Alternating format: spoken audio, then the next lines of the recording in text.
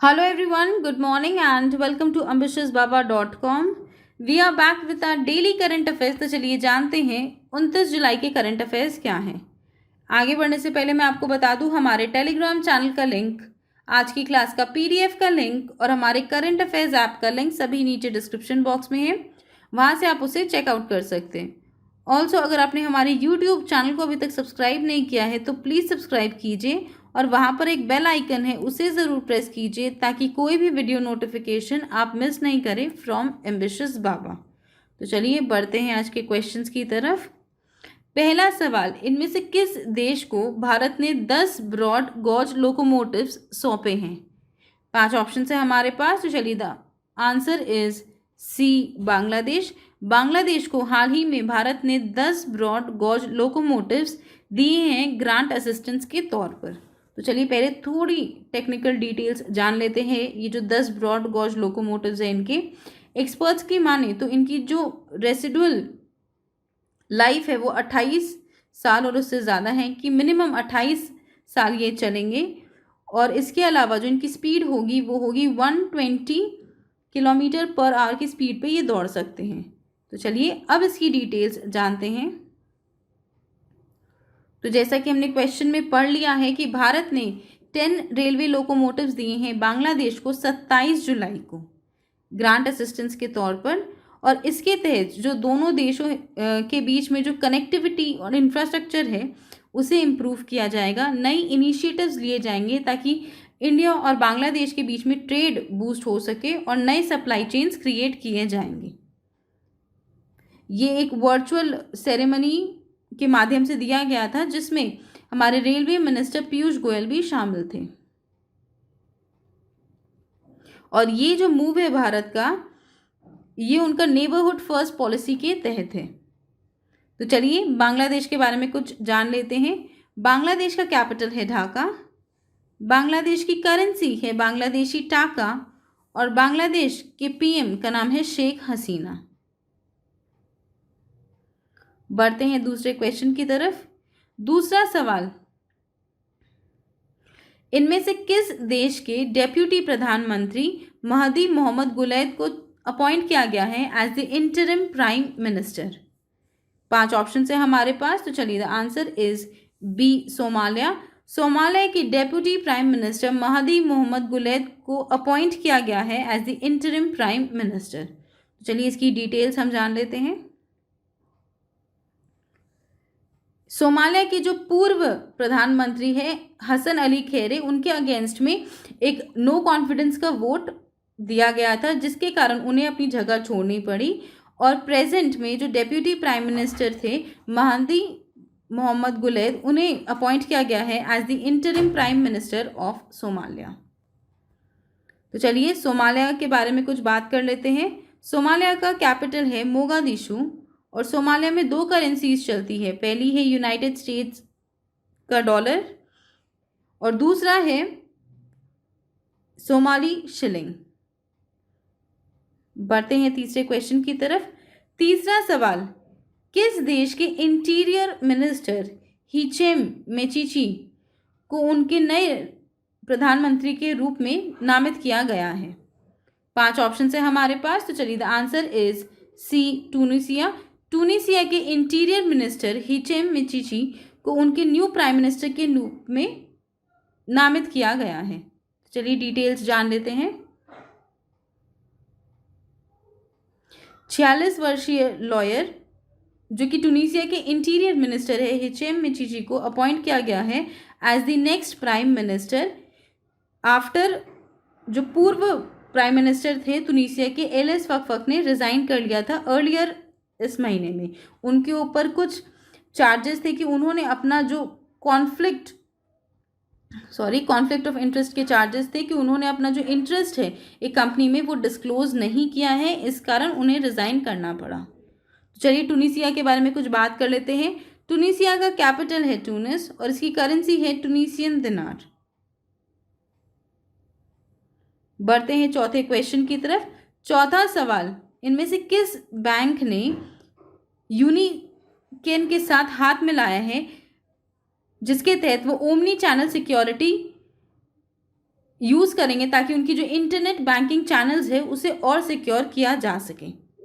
5 option है हमारे पास, तो चलिए the answer is a bank of Maharashtra. Bank of Maharashtra ने साझेदारी की है विद यूनिकेन, जिसके तहत जो उनके इंटरनेट बैंकिंग चैनल्स है उसे और ज़्यादा सिक्योर बनाया जा सके। तो चलिए इसकी डिटेल्स जान लेते हैं। हाल ही में बैंक ऑफ महाराष्ट्र अपने इंटरनेट चैनल्स को और ज़्यादा सिक्योर करना चाहता है अगेंस्ट साइबर फ्रॉड, इसीलिए उन्होंने साझेदारी की है विद यूनिकेन, जो कि पायनियर है अपनी फील्ड में ऑफ डिजिटल सिक्योरिटी। उनकी फील्ड है डिजिटल सिक्योरिटी, उसमें वो काफ़ी ज़्यादा उनका नाम है, और उसके साथ उन्होंने टाई अप किया है। उनकी जो RELID टेक्नोलॉजी है उसे वो यूज़ करेंगे ताकि उनका जो इंटरनेट बैंकिंग का सभी चैनल्स है उसे और ज़्यादा सिक्योर बना सकें। ये जो टेक्नोलॉजी है जिसका नाम है RELID टेक्नोलॉजी, ये इस तरह हिसाब से बनाई है कि ये defence in depth functions provide कर सके, जिसके बैंक के कई सारे मोबाइल ऐप्स वगैरह हो, क्रेडिट कार्ड्स वाले हो, SMS सिस्टम्स हो, OTP सिस्टम्स हो, उन सबको सिक्योर किया जा सकेगा against fishing, farming and malware attacks. तो चलिए बैंक ऑफ महाराष्ट्र के बारे में कुछ बात कर लेते हैं। बैंक ऑफ महाराष्ट्र के CEO का नाम है AS राजीव। इसके हेडक्वार्टर्स है पुणे महाराष्ट्र में, और बैंक ऑफ महाराष्ट्र का टैगलाइन है one family one bank.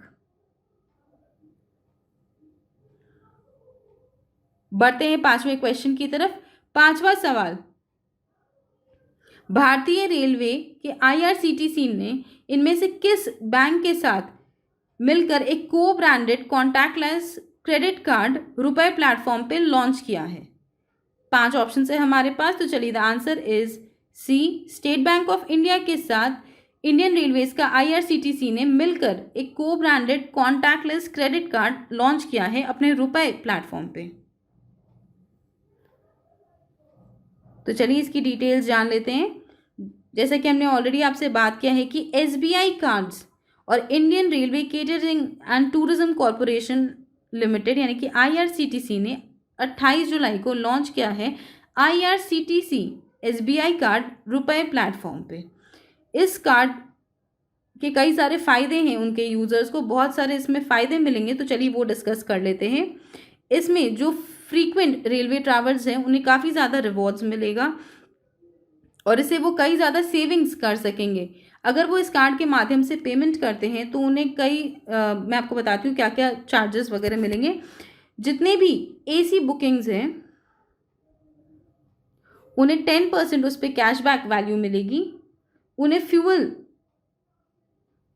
Surcharge का वेवर भी मिलेगा, और इसके अलावा कोई भी डाइनिंग ऑप्शन से या फिर शॉपिंग ऑप्शन से, एंटरटेनमेंट ऑप्शन से, उन पे भी उन्हें ट्रांजैक्शन फ़ी वेवर्स मिलेगा। उस पर कई सारे बेनिफिट्स भी मिलेंगे, चाहे वो जियो ऐप हो या फिर बिग बास्केट हो, इन सब पे भी उन्हें कुछ ना कुछ बेनिफिट्स मिलते रहेंगे फ्रॉम टाइम टू टाइम। बढ़ते हैं छठे क्वेश्चन की तरफ। छठा सवाल, इनमें से किस संगठन ने लॉन्च किया है dare to dream 2.0 doctor Abdul Kalam की डेथ एनिवर्सरी के ऊपर उन्हें सम्मान देने के लिए? 5 ऑप्शन है हमारे पास, तो चलिए द आंसर इज D, यानी कि defence research and development organisation ने एक इनोवेटिव कॉन्टेस्ट निकाला है जिसका नाम है dare to dream 2.0। Already question में डिस्कस कर लिया है कि DRDO ने लॉन्च किया है एक इनोवेटिव कॉन्टेस्ट जिसका नाम है डेयर टू ड्रीम 2.0, और ये कॉन्टेस्ट लॉन्च किया गया था 27 जुलाई को। ये एक इनोवेटिव कॉन्टेस्ट है, और ये डॉक्टर APJ अब्दुल कलाम, जो कि है मिसाइल मैन ऑफ इंडिया, एक जाने माने साइंटिस्ट और फॉर्मर इंडियन प्रेसिडेंट, उनकी 5th डेथ एनिवर्सरी पे लॉन्च किया गया है। 2015 में उनका निधन हो गया था एट द एज ऑफ 83। उनके सम्मान में ये कॉन्टेस्ट लॉन्च किया गया है। तो चलिए इसकी एम्स क्या है जान लेते हैं। ये जो इनोवेटिव कॉन्टेस्ट है इसका मकसद यही है कि जो इंडिविजुअल और स्टार्टअप्स हैं उनको प्रमोट करे, ताकि जो हमारी नई इमर्जिंग टेक्नोलॉजीज है इनोवेशन के लिए उसे हम यूज़ करें एरोस्पेस और डिफेंस सेक्टर्स में, और इसके तहत प्राइज मनी भी दी जाएगी। जो इंडिविजुअल विनर है उन्हें 5 लाख रुपए दिए जाएंगे, और इसके अलावा जो विनिंग स्टार्टअप है उसे 10 लाख रुपीज दिया जाएगा एज दी अवार्ड मनी। बढ़ते हैं 7वें क्वेश्चन की तरफ। 7वां सवाल, the India way strategies for an uncertain world, इस किताब के लेखक कौन है? 5 ऑप्शन है हमारे पास, तो चलिए the answer is C S Jaishankar. हमारे एक्सटर्नल मिनिस्टर एस जयशंकर ने 20 जुलाई को इस बुक की अनाउंस की है पब्लिकेशन ऑफ इस बुक, जिसका नाम है the India way strategies for an uncertain world. इस बुक में उन्होंने काफी कुछ लिखा है भारत के बारे में कि कैसे भारत के पास इतने रिसोर्सेज होने के बाद भी उसे बहुत ज़्यादा टाइम लगा इन्फ्लुएंस गेन करने के लिए अपनी फील्ड में, बिकॉज 3 मेजर बर्डन्स थे भारत के ऊपर। जैसे पहला कि उनका 1947 का जो पार्टीशन था उसने डिवाइड कर दिया था भारत को, पॉलिटिकली और जियोग्राफिकली डिवाइड कर दिया था भारत को। इसके बाद जो हमारे इकोनॉमिक रिफॉर्म्स थे वो काफ़ी डिलेड थे। और तीसरा कि हम जो हमारा न्यूक्लियर टेस्टिंग्स है वो सब नहीं, हमारा न्यूक्लियर ऑप्शंस एक्सरसाइज नहीं कर पा रहे थे। तो ये 3 मेजर कारण थे जिसके कारण भारत को बहुत ज़्यादा टाइम लगा ग्लोबली इन्फ्लुएंस बनाने में। बढ़ते हैं 8वें क्वेश्चन की तरफ। 8वां सवाल, वर्ल्ड हेपेटाइटिस डे हर साल किस दिन मनाया जाता है? 5 ऑप्शन है हमारे पास, तो चलिए द आंसर इज ई 28 जुलाई। 28 जुलाई को ग्लोबली मनाया जाता है वर्ल्ड हेपेटाइटिस डे। इस दिन जो हेपेटाइटिस बीमारी है उसके बारे में अवेयरनेस फैलाने के लिए, ये जो वायरल हेपेटाइटिस है ये एक लिवर की प्रॉब्लम है जिससे कई सारे प्रॉब्लम होते हैं इंक्लूडिंग लिवर कैंसर। इसके बारे में लोगों को सचेत कराने के लिए मनाया जाता है। और 2020 का उनका थीम है हेपेटाइटिस फ्री फ्यूचर। हेपेटाइटिस एक काफ़ी सीरियस बीमारी है बिकॉज वर्ल्ड हेल्थ ऑर्गेनाइजेशन का मानना है कि टीबी के बाद अगर दुनिया में सबसे ज़्यादा जाने जाती हैं तो वो हेपेटाइटिस से जाती हैं। तो इसके बारे में लोगों को अवेयर कराना, सचेत कराना बहुत ज़्यादा इम्पोर्टेंट है। हेपेटाइटिस भी कई टाइप के होते हैं और इसमें से जो हेपेटाइटिस सी है वो क्योरेबल है। अगर अर्ली डिटेक्शन हो गया और सही से प्रिकॉशंस लिया गया तो वो क्योरेबल भी है। बढ़ते हैं 9वें क्वेश्चन की तरफ। 9वां सवाल, वर्ल्ड नेचर कंजर्वेशन डे हर साल किस दिन मनाया जाता है? 5 ऑप्शन है हमारे पास, तो चलिए द आंसर इज बी 28 जुलाई को मनाया जाता है वर्ल्ड नेचर कंजर्वेशन डे। चलिए इसकी डिटेल्स हम जान लेते हैं।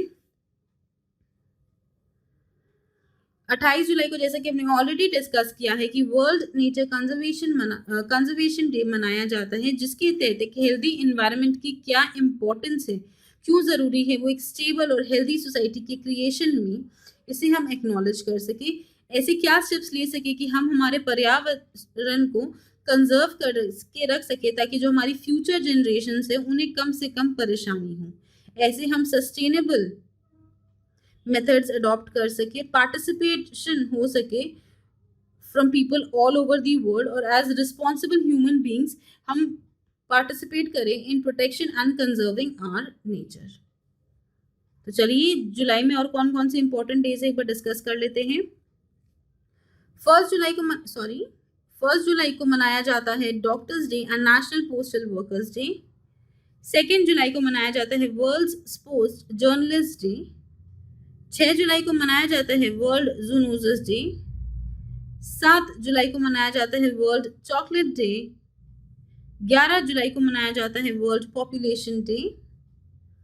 15 जुलाई को मनाया जाता है वर्ल्ड यूथ स्किल्स डे। 17 जुलाई को हम मनाते हैं world day for international justice. 18 जुलाई को मनाते हैं हम इंटरनेशनल नेल्सन मंडेला डे। और 23 जुलाई को मनाया जाता है नेशनल ब्रॉडकास्टिंग डे। चलिए बढ़ते हैं आज के आखिरी क्वेश्चन की तरफ। आखिरी सवाल, ओलिविया डे हेविलैंड का हाल ही में निधन हो गया, वे कौन थी? 5 ऑप्शन है हमारे पास, तो चलिए the answer is C actress अभिनेत्री थी ओलिविया डी हेविलैंड, इनका हाल ही में निधन हो गया। चलिए इनकी डिटेल्स जानते हैं। ओलिविया डी हेविलैंड का 26 जुलाई को निधन हो गया ड्यू टू नेचुरल कॉजेस। उनके घर पेरिस में 104 वर्ष की उनकी उम्र थी। वो एक ब्रिटिश अमेरिकन एक्ट्रेसेस थी और वो अपने रोल सबसे ज्यादा फेमस थी अपने रोल की ऑफ द सेंट Melanie Wilkes of the movie Gone with the Wind. उन्हें 2 बार ऑस्कर भी मिल चुका था और इसके अलावा वो एक ऑफ स्क्रीन फाइटर थी जिन्होंने हॉलीवुड के जो कॉन्ट्रैक्ट सिस्टम है उसे चैलेंज भी किया था और उसे अनचेन भी किया था। तो चलिए with this we come to the end of today's class. I hope आपको ये वीडियो पसंद आए। अगर ये वीडियो पसंद आए तो इसे लाइक कीजिए, अपने दोस्तों के साथ शेयर कीजिए और हमारे चैनल एम्बिशियस बाबा को सब्सक्राइब जरूर कीजिए। Also please visit our website test.ambitiousbaba.com, जहाँ पर आपको कई सारे ऑनलाइन मॉक टेस्ट मिल जाएंगे, चाहे वो बैंकिंग हो, एसएससी हो, रेलवे हो, जैब हो, कैब हो या फिर पैरा 13.2 हो। इस वेबसाइट पे जाकर आप उसे डायरेक्टली परचेज कर सकते हो और उसके बाद आप इसे एक्सेस कर पाएंगे 24/7, चाहे हमारे ऐप पे हो या फिर हमारी वेबसाइट पे हो। Thank you friends, it's all for today and have a great day.